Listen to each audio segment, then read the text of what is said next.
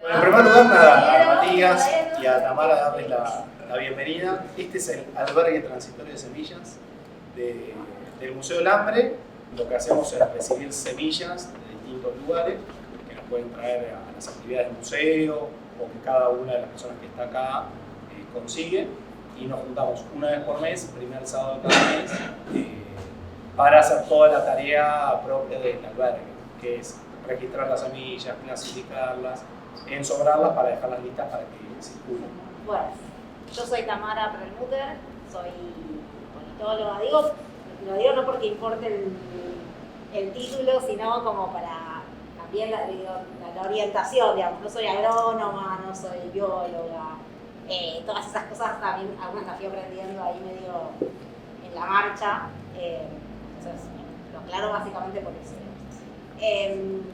Bueno, hice mi tesis de doctorado sobre la propiedad intelectual en semillas en la Argentina y vengo como hace mucho tiempo laburando eso y activé bastante desde sus comienzos, incluso cuando todavía no está el tema en boga, el tema de la modificación de la ley de semillas, cuando éramos poquitos y poquitas en solitario peleando ahí para que la ley no se modificara.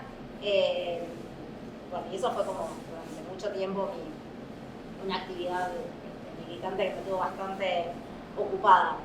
Y ahora, bueno, soy parte del MT Rural, coordino eso, digamos, el grupo en el que está Matías, que es un grupo de investigación en el marco de uno de los institutos de la Facultad de Sociales de la UBA. El grupo de investigaciones en general sobre ecología política, tenemos varias líneas de laburo.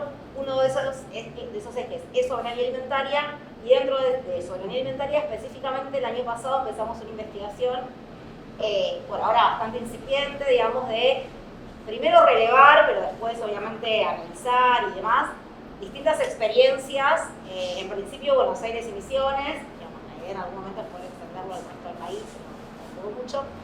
Experiencias diversas de rescate, mejoramiento, producción, multiplicación, conservación, intercambio y venta de semillas nativas y criollas, de organizaciones sociales, universidades, organismos del Estado, digamos, como tratando de ver la multiplicidad de experiencias que hay, las redes, las articulaciones, etc. Bueno, en eso estamos, digamos, en este momento, estamos haciendo... hicimos un formulario, digamos, sobre todo porque empezamos en contexto de pandemia, entonces, bueno, estamos haciendo lo que podemos. Hicimos un formulario autoadministrado, digamos, una especie de encuesta autoadministrada, que le estamos haciendo circular, y además, bueno, muchos de los que respondieron la encuesta, y muchos no, pero que vamos entablando diálogo, estamos generando, digo, esta es la primera presencial que tenemos, digamos, pero porque es en Capital y podemos llegar, yo caminando, por ejemplo. El resto las estamos haciendo vía Zoom o de alguna manera virtual, entrevistas, y la idea es que cuando se pueda podamos empezar a visitarlas. Pero bueno, este contexto la verdad es que se nos está dificultando. Eso por un lado. Y yo el año pasado, en abril del año pasado, entré a trabajar en la Secretaría de Agricultura Familiar y específicamente estoy participando de uno de los programas de la Secretaría, que es el Semillal, que es un programa de la Secretaría en articulación con el INTA, con el INASE, el INCIT y bueno, el INAES ahora, específicamente orientado a semillas nativas y criollas. Digamos, es la primera vez que la Secretaría tiene un programa específico. Por ahora, incipiente, en pandemia, sin plata, bueno, la vida. Pero bueno, en eso estamos, digamos. Después por lo mejor, pero en principio eso es como lo que estoy haciendo en este momento. Pero bueno, básicamente en la Argentina lo que hay es una ley, que es la ley de semillas y creaciones fitogenéticas, que es del 73, y que es una ley, digamos, bastante completa, digamos, en el sentido de que articula en una misma ley lo que en otros países están como en dos leyes. Y eso la hace bastante compleja, digamos, porque hay básicamente dos cosas que están mezcladas. Por un lado, es una ley clásica de semillas. Las leyes de semillas surgieron en los años 50, 60, digamos, en el contexto del avance de la Revolución Verde, y establecieron como las primeras regulaciones, o las sé si las primeras, en Argentina había una ley del 35, pero como, digamos, la uniformizó la concepción de regulación en torno a las semillas, en relación a determinar qué semillas se pueden producir y qué semillas se pueden comercializar en un país. Bueno, ahí hay diversidad, digamos, en cada uno de los países, pero en el caso de Argentina, esta parte de la ley lo que dice es que la única forma de que circulen semillas en todo concepto, digamos, eso incluye los intercambios, son semillas que tienen que estar inscritas en el Registro Nacional de Cultivares, y quien comercializa o quien circula semillas de cualquier tipo de índole tiene que estar inscrito en el Registro Nacional de Comercialización de Semillas. Y eso, digamos, tiene que ver con todo el tema de la certificación, o sea, la semilla, digamos, esta idea de las semillas rotuladas, que es aparte de la propiedad intelectual. Digo, la propiedad intelectual es como un paso más. Digamos, previo a la propiedad intelectual, en cualquier país del mundo hay leyes de semillas que dicen que las semillas, para ser producidas y comercializadas, tienen que estar certificadas. Y la certificación, que es el rótulo, en Argentina supone la inscripción en distintos registros, que dependen del INASE, del Instituto Nacional de Semillas. Pero en el caso de Argentina, además, la ley tiene otra cosa, que es toda la parte de propiedad intelectual. ¿Con qué fundamento se hace? Bueno, hay que registrar una semilla para... ¿Cuál es el fundamento? Bueno, justamente el fundamento es el que vos dijiste antes. Digamos, vos trajiste, digamos, en tu intervención previa uno de los fundamentos para los cuales eso es, digamos, porque se presupone que para poder vender semillas tiene que estar la trazabilidad de esa semilla. Digamos, se supone que, digamos, el Estado es el que garantiza mediante la certificación y el rótulo que esa semilla cumple con los requisitos de homogeneidad, estabilidad y demás, que tiene como toda la trazabilidad hecha y que, digamos, vos estás comprando lo que se supone que estás comprando. Yo no diría que está mal, digamos, poder pensar en que es necesario tener la trazabilidad de una semilla. Digamos, no. El problema para mí es, digamos, la forma en la que se estipula, digamos, estos mecanismos y esta suposición, digamos, y un poco la discusión que nosotros estamos dando ahora desde el semillar con el INASE, es que presupone como ciertas características. Una de ellas es la estabilidad y la homogeneidad, que son dos características que en las semillas criollas no están, digamos. Entonces ese es un poco el problema. El problema no es que sea importante tener como cierto registro de la trazabilidad de una semilla, digamos, de dónde viene, digamos, de cuál es su comportamiento y su vigor, etcétera, sino, digamos, sobre qué parámetros se construyen esa trazabilidad y esa calidad. Digamos, un poco la discusión es qué se entiende por calidad de la semilla. Un poco el argumento es ese, es el de cuidar la calidad de la semilla y entonces, bueno, alguien tiene que garantizar que vos estás comprando lo que decís que lo que querés comprar. Para mí, para la discusión es que es, digamos, para las leyes de semillas realmente existentes, bueno, ¿qué hay por detrás de esa noción de calidad? Digamos, ¿qué se entiende por calidad de la semilla? Y eso es un poco, me parece, la discusión. Por eso digo que para entender las leyes de semillas hay que entender el contexto en el que surgen, que es la Revolución Verde, cuando hay todo como un contexto, digamos, más general de tendencia a la homogenización de las semillas, de la homogenización productiva. Entonces, en ese contexto, las leyes de semillas aparecen como la justificación jurídica, digamos, de esas transformaciones. Eso, digamos, esta pata de la ley. En Argentina, además, como decía, la ley tiene toda esta pata, digamos, que tiene estos dos registros y, digamos, habla del rótulo, digamos. Además, digamos, otra discusión que nosotros estamos dando ahora es que para la inscripción de las variedades supone siempre el patrocinio de un ingeniero agrónomo. Entonces, bueno, también, digamos, hay como toda una discusión ahí sobre esto, digamos, sobre que supone, digamos, que quién es el que tiene la capacidad de, digamos, se presupone que no la tienen los productores, sino que necesitan que haya un saber experto que sea el que patrocine esa inscripción. Bueno, todo eso está en la ley. Y aparte, digamos, y es por ahí el punto que siempre fue más conflictivo, digamos, esto en general nunca fue demasiado discutido. En general lo que sí estuvo más en discusión es la otra pata de la ley, que es lo que tiene que ver con la propiedad intelectual. Que en muchos países, insisto, están leyes separadas, entonces a veces es como más difícil, o es más fácil como entender cuál es la discusión, digamos, porque estás discutiendo una ley o estás discutiendo la otra. Ahora como se discutía todo junto, siempre quedó como todo un poco más difuso.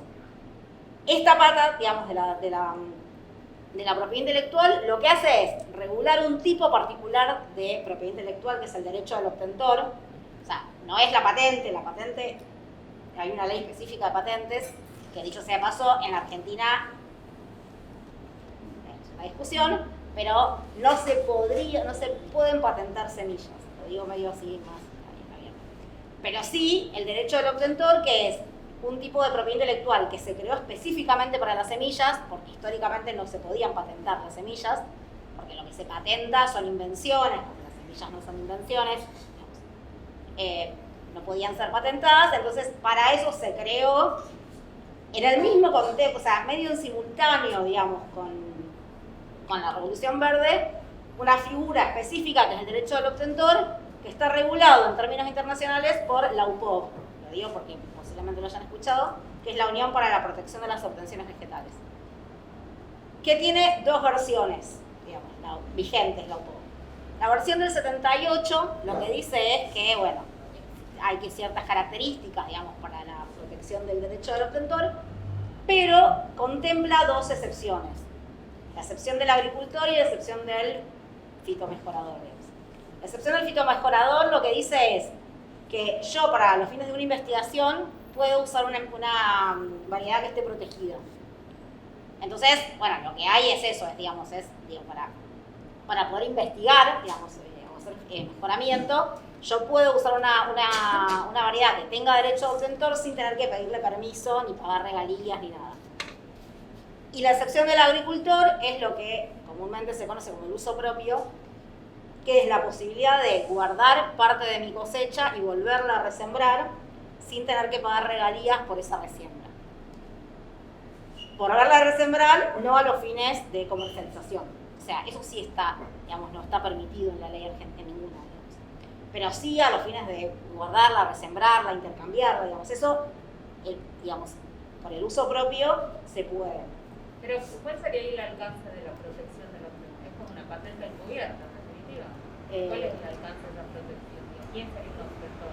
Un obtentor es, según la ley, digamos, ¿no? Cualquier persona que que realiza algún mejoramiento a una semilla. Entonces, vos lo que haces es ir después al INASE a pedir, digamos, tienes que mostrar novedad, homogeneidad, estabilidad y falta una, en el caso del derecho del obtentor,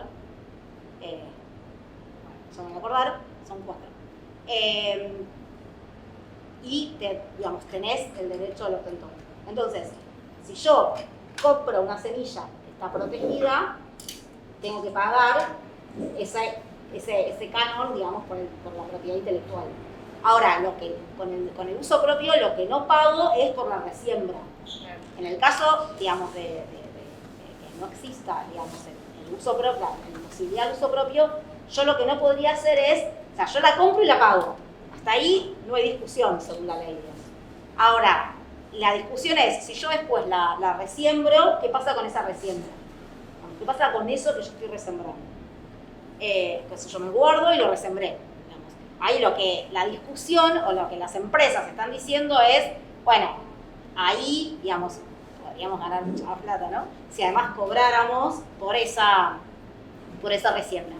Y ese es el punto de debate, no solo en la Argentina, sino en todos lados, digamos, básicamente. Digamos, el punto más importante de la discusión es el debate del uso propio. Entonces, en la Argentina y la UPOV 91 avanzó sobre estas dos, sobre el uso propio y sobre la otra excepción. Argentina está dentro del POU 78, la gran mayoría de los países de América Latina, algunos en estos últimos años, lamentablemente, pasaron por POU 91. Son tratados, ¿sí? Sí. Tratados internacionales en el ámbito de UPO y hay dos versiones, 78 y 91. Argentina es parte del 78 hoy. Y la ley argentina dice expresamente que, digamos, que no lesiona el derecho de propiedad el que la guarda para su propia cosecha.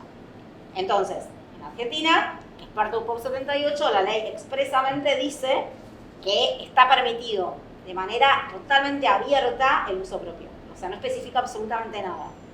Después hubo varios intentos con resoluciones de acotar eso, pero nunca avanzaron. O sea, están sancionadas, pero nunca se aplicaron. De acotarlo en el sentido de decir, bueno, tiene que ser para la misma cantidad de semillas que compraste, para cierta cantidad de extensión, o sea, como para ciertas delimitaciones, pero de todas maneras nunca nadie lo controló y nunca nadie lo aplicó. Y sí, desde más o menos del 2003, pero con mucha intensidad desde el 2012, hubo intentos sistemáticos por modificar la ley de semillas. Que los primeros intentos eran incluso, digamos, borradores que modificaban toda la ley, en términos generales. Entre el 2012 y el 2015 solo hubo anteproyectos, nunca salieron del ministerio. O sea, siempre hubo borradores y siempre hubo cosas que se filtraron, pero nunca ninguno llegó al Congreso.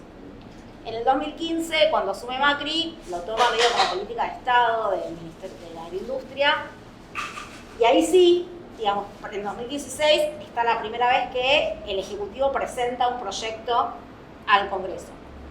Este proyecto ni siquiera era, o sea, modificaba solo algunos puntos, era como, no modificaba la ley entera, pero casualmente, digamos, avanzaba sobre el uso propio y otras cosas también muy nefastas, pero concretamente en eso avanzaba. Y hubo otros proyectos presentados, presentó la ASA, la Asociación de Semilleros, que era peor que el del Ejecutivo, la Federación Agraria, varios de la oposición, digamos, hubo como varios proyectos presentados, pero no se logró avanzar y perdieron estado parlamentario. Y en el 2018 volvieron a intentarlo, volvieron a presentar el proyecto, y ahí sí hubo una comisión de agricultura de diputados en las que aprobaron solo con los votos del Cambiemos el anteproyecto, pero nunca consiguieron los votos para poder llevarlo a la Cámara de Diputados. Y eso hizo que... Tuvo dictamen favorable de comisión, pero no llegó. Nunca lo pudieron llevar al recinto. Entonces, terminó el 2019. En realidad podían llevarlo al recinto, pero la ya. evaluación de números que hacían era que no iba a pasar. Entonces decidieron no llevarlo al recinto. Y perdió estado parlamentario y nada, y ya se cayó. Y hoy no hay ninguno presentado, digamos. Si hoy se modificara la ley de semillas, tal como estaba prevista en el 2018, en el 2016, incluso la del 2012, o sea, cualquiera de las opciones de proyecto de modificación, si hoy se modificara en esos términos, los principales afectados no serían los pequeños productores, o sea, por lo menos no los primeros, digamos. Quizás sí, digamos, yo siempre pongo ahí el ejemplo, digamos, bueno, ahora lo digo, pero los principales, por lo menos los primeros, y en términos de numéricamente y de peso político más afectado sería todo el sujeto que está representado más o menos por la Federación Agraria, ¿sí? Que son los que en su gran mayoría, productores medianos, sujeros básicamente. Porque en su gran mayoría hoy la gran excusa, digamos, para avanzar en esto es teóricamente el uso propio, que no es uso propio, pero es la bolsa blanca. Y la bolsa blanca en su gran mayoría es soja, ¿sí? Porque la soja, esto lo aprendí con el tiempo, que es autógama. ¿Todos saben lo que es bolsa blanca?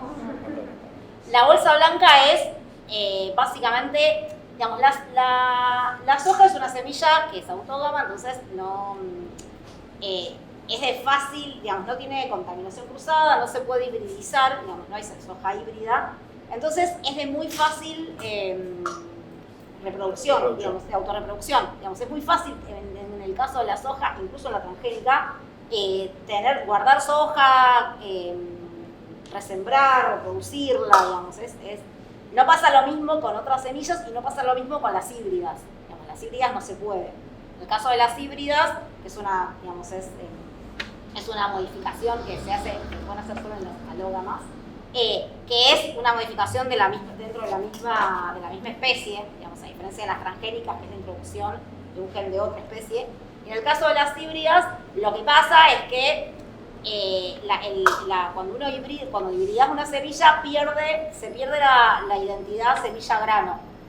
Entonces, yo, por más que quisiera, lo que voy a resembrar nunca va a ser igual que lo anterior. Entonces, medio que obliga a tener que comprar año a año la semilla. Digamos, esa es como la gran trampa de los híbridos. Que no pasa, por lo menos con los transgénicos, no pasa con la soja transgénica.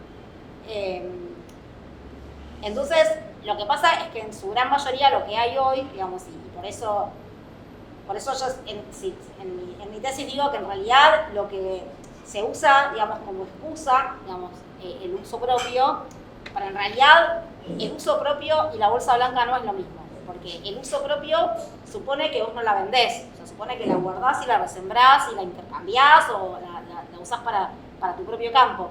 Y la bolsa blanca sí es venta, es vender semilla básicamente sin rótulo. Por eso la idea de bolsa blanca. O sea, yo guardo semilla, o sea, yo no, digamos, porque... Contá la verdad. pero es que eso también es un tema, porque cuando vos... El MTE está vendiendo bolsa blanca, lo loco. Tomate. No, cuando vos preguntás, digamos, cuando yo hice las entrevistas y preguntaba a los distintos actores que entrevisté de quién es la culpa de la bolsa blanca, obviamente todos se pasan la pelota, pero lo que te dice la Federación Agraria, digamos, los productores es, en realidad o sea, tenés que tener mucha capacidad de acopio para hacer bolsa blanca. O sea, porque la bolsa blanca supone un volumen de venta de semilla ilegal, digamos, como la llaman ellos, no rotulada, que es muy grande. O sea, no es que un pequeño productor puede venderle al vecino, digamos, pero la venta de la bolsa blanca en realidad es algo mucho más organizado. Y en su gran mayoría lo que te dicen son las mismas empresas las que hacen bolsa blanca. Pero en el discurso para modificar la ley se acusa al uso propio de ser el culpable de la semilla ilegal no fiscalizada que circula en la Argentina, etc. Entonces, lo que te decía es que para mí, digamos, si vos modificás la ley, los más afectados primariamente van a ser esos productores de soja que hoy hacen uso propio y o bolsa blanca, pero sobre todo que hacen uso propio. No, hoy todos los productores de soja hacen uso propio. O sea, todos guardan semilla, la vuelven a resembrarla. Entonces, hay ahí un actor de peso económico en disputa. Digo, no es solamente una discusión entre Monsanto y las organizaciones campesinas.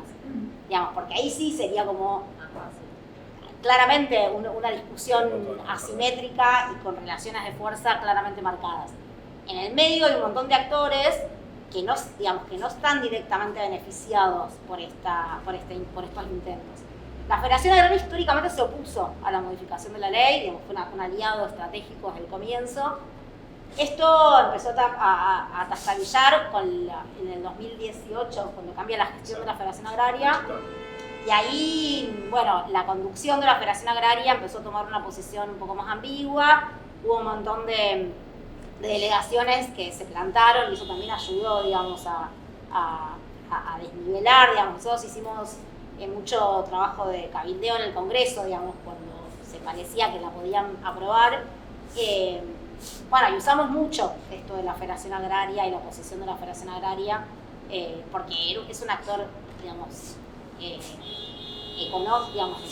en ese sentido, digamos, de mucho peso, digamos. Pero bueno, en parte eso también explica como muchas de las tensiones, digamos, que no es tan lineal, digamos, no es eso, digamos, no es una pelea meramente entre las empresas y los pequeños campesinos, porque para muchos de los campesinos hoy no sé, digamos, que se modifique la ley en primera instancia no les va a afectar de manera directa. Sí, para mí, digamos, eso es importante, sí para los productores hortícolas. Eso en gran parte sí, porque los productores hortícolas sí compran semilla, en su gran mayoría, digamos, ¿no? Estamos ahí todos en un proceso pero digamos, es mínimo todavía lo que se ha logrado, digamos, de generar instancias distintas en relación a las semillas en la horticultura. Pero en su gran mayoría sí compran semillas y sí son muy dependientes de las empresas. Entonces, en esa relación de dependencia, bueno, si estas semillas que compran tienen derecho al obtentor, y bueno, si modifican la ley de semillas y no se puede hacer uso propio, ahí sí se verían bastante afectados. No, digamos, para mí es como ese como el segundo grupo, digamos, que se vería más afectado. El más afectado sería el productor de soja, mediano, digamos. Y por eso, digamos, no sé, por eso para mí ahí hay como relaciones de poder, digamos, que circulan, que han hecho que hasta ahora no se pueda modificar.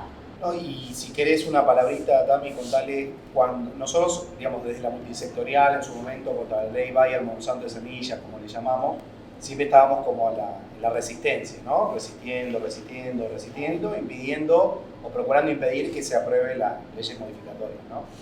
Y en el 2018, por primera vez, armamos un proyecto de ley propio, ¿no? Desde las propias organizaciones campesinas, las cátedras libres de soberanía alimentaria. Sí, hubo un momento en el cual eso, digamos, cuando empezó a haber como más articulación de las organizaciones campesinas, hacia fines del 2017, 2018, cuando las organizaciones campesinas se empiezan a vincular un poco más entre ellas y se empiezan a involucrar más en la discusión, hubo como una propuesta, digamos, desde un despacho de un diputado del Frente para la Victoria de ese momento, que quería presentar un proyecto alternativo, pero lo quería hacer, o sea, no lo quería escribir él, sino que lo escriban las organizaciones. Entonces se convocó a las organizaciones, a las cátedras y demás, y dimos un proceso de discusión en el cual consensuamos 5 puntos, o sea, las organizaciones consensuaron 5 puntos que sí o sí tenían que estar en la ley, y después hubo algunos, digamos, que más de lo técnico, redactamos ese proyecto.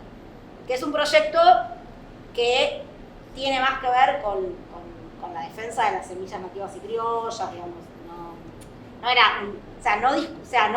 no modificaba la ley de semillas, porque la ley de semillas de por sí, digamos, tal como están, digamos, desde la concepción de la ley, son leyes que apuntan a lo que dije antes, digamos, a la certificación, al derecho al obtentor, digamos, este dictamen perdió estado parlamentario, y hasta la fecha no hay nada presentado, no hay nada, no hay nada oficial que esté dando vueltas.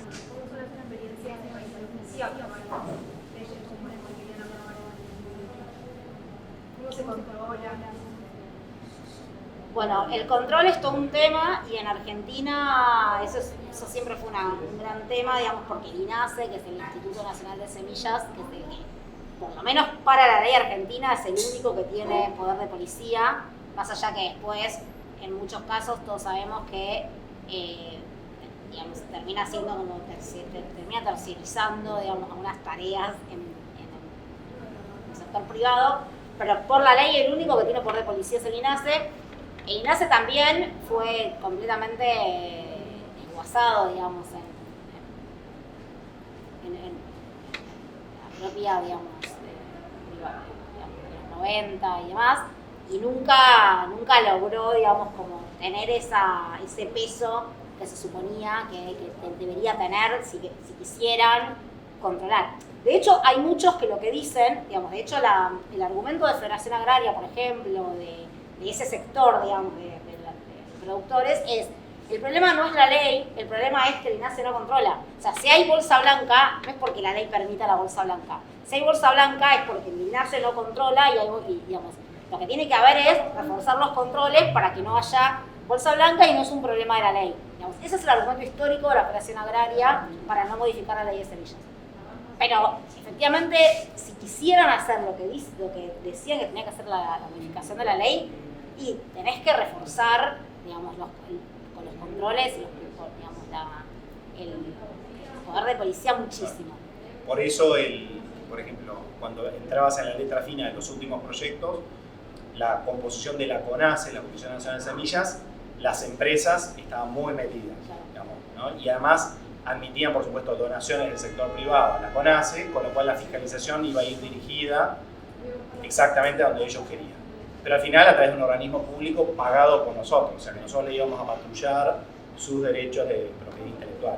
Estaba armado para eso. La agricultura familiar no tenía ningún peso ahí, digamos, ¿no?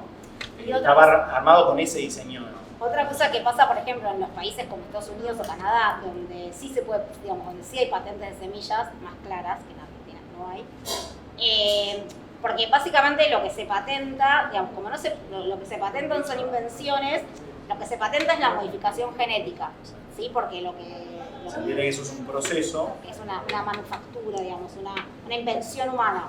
Entonces lo que se patenta no es la semilla, sino la modificación genética. Solo las transgénicas y, digamos, las versiones superiores de las transgénicas, digamos, pueden tener... Las obtenidas por edición genética. Claro, digamos, cualquier, digamos...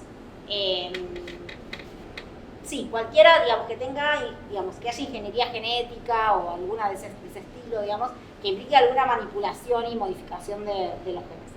En ese caso, lo que se patenta es esa, digamos, es ese evento transgénico. En Argentina la ley para nosotros dice que no se puede, para las empresas es ambigua, entonces lo están judicializando, pero técnicamente no hay una cuestión tan clara de que efectivamente la ley de patentes permita la modificación el patentamiento de transgénicas. En otros países sí. Y el propio INPI, Instituto Nacional de Propiedad Intelectual, ha sido errático. Claro. Entonces de repente te litigaba en contra del patentamiento en juicio, pero te otorgaba patentes también a eventos. De hecho, siempre Monsanto dice tener una patente de la RR2, que nunca la vimos. Yo hace 5 años que vengo pidiendo que alguien hay un número, muestre la patente. Nos habían conseguido el número, pero como es confidencial no tenés acceso a los términos de la patente.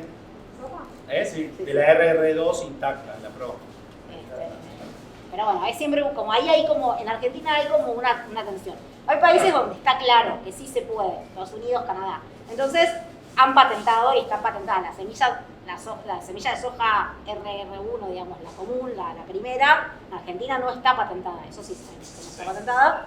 Y eso deliberadamente. Claro. O sea, para introducir, acuérdense que Argentina fue la puerta de entrada de esa semilla. O sea, como la estrategia era que se expanda. La primera gratis, digamos, no siempre decimos la droga, la primera gratis. Y de hecho con mucho éxito porque se expandió por Argentina, incluso por contrabando a Uruguay, a Brasil, a Paraguay y al este del Caribe. Perdón, me quería terminar con la pregunta que me habías hecho de quién controla. En estos casos, digamos, como los países como Estados Unidos y Canadá, donde hay patentes y donde... Ahí es como muy, muy claro, digamos, que quien controla es la empresa, digamos. Y que además tiene como patrulla, digamos, tiene como gente especializada, digamos, pagada específicamente para hacer eso, para ir a hacer la fiscalización. Y lo que termina pasando, digamos, es que hay un caso muy famoso, digamos, de Percy Chimar, que es un productor de canola de Canadá, que él tenía canola orgánica, digamos. La canola tiene contaminación cruzada, entonces se contaminó con la canola transgénica de otro campo. Cuando vino Monsanto y le preguntó, señor Perry, ¿usted tiene canola que nos pertenezca? El señor le dijo que no. Cuando le hicieron la prueba, le salió que sí. Y entonces, bueno, le hicieron cobrar y eso fue a juicio, y es un caso muy famoso, porque el dictamen, lo que termina fallando a favor de la empresa, lo que termina diciendo es, no importa cómo llega la semilla al campo, lo que importa es si está en el campo. Si está en el campo, señor, pague. Bueno, entonces, digamos, es como el fallo es como muy elocuente en ese sentido. Y a partir de ahí también lo que empieza a pasar es que es más barato pagar la regalía que pagar la multa. Entonces muchos terminan pagando la regalía por las dudas, por las dudas que lo tengan contaminado, digamos, si les hacen la prueba no les salga que están incumpliendo, o sea, que dijeron que no tenían y sí tenían y la tengan que pagar. Entonces muchísimos pagan regalías sin ni siquiera haber comprado la semilla. Porque la empresa se tendría que cuidar de no contaminar. Yo tengo un maíz. Exacto. Pero el maíz es por viento. Sí. Sí, lo Acá mismo. un campo que está lejos. Bueno, que se encierra, no sé. Pero perdón, una cosa. Como esto es difícil, digo, porque esta es la otra trampa, como esto es difícil y saben que es difícil, ¿qué decía el último anteproyecto? ¿Cuál era la forma de cobrarte el uso propio? Porque, a ver, la pregunta que siempre nos hacíamos es, bueno, ok, ponele que avancen sobre esto. Ahora, después, ¿cómo controlás que yo, digamos, que pasen a mi campo a ver si... O sea, tenés que ir todos los meses a controlar que yo no esté guardándome semillas, o sea, que yo pueda mostrarte que lo que compré, lo que vendí corresponde, que no me estoy guardando nada. Digamos, hay algo ahí que es medio raro, digamos. Entonces, la forma que encontramos de resolver esto es cobrártelo por adelantado. O sea, te cobraban... Presumiendo que lo vas a hacer. Claro, o sea, te cobraban... Claro, te cobraban, creo que era 3 años, ¿no? Sí, 3 campañas. O sea, te cobraban 3 campañas por adelantado. O sea, cuando vos pagabas la semilla, estabas pagando la semilla, el canon de la semilla, más las 3... las tres resiembras, porque se presuponía que vos lo ibas a hacer, entonces como después no te lo iban a poder controlar, te lo cobraban por adelantado. Digamos, eso decía la letra en Argentina de la modificación. Y te lo vendían como la previsibilidad, porque vos ya al comprar, en el precio ya tenías incluida la regalía de las 3 siguientes.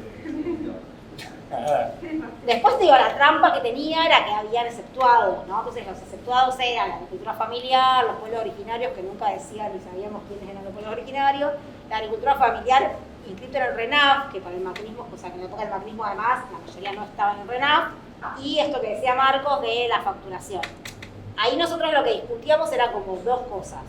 Por un lado, una cuestión más conceptual, digamos, ¿qué implica, digamos, en términos conceptuales, en términos más políticos, el pasaje de un derecho a una excepción? Porque vos lo que estás haciendo es, hoy el uso propio es un derecho. Ahora, según esta ley, dejaba de ser un derecho y pasaba a ser una excepción del derecho que tienen otros, digamos.